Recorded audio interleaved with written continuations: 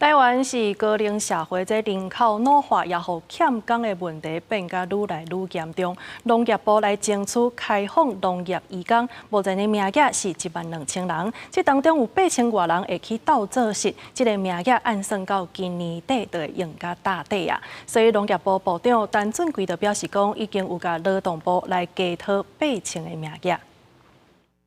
这些移工他从事的这些产业别的部分，那最主要还是以农粮为主，然后畜牧次之，那其他的包括养殖业跟林业的部分，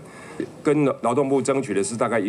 12000人，来做这样的处理，然后包括还有其他的外国的青农跟农业的实习，12000人是到目前的一个核配比，现在目前大概有8500多人，那我们预估在年底就会满了。 所以我们现在也启动了一些调查，我们会在积极的来向劳动部来争取它的一个员额的一个开放。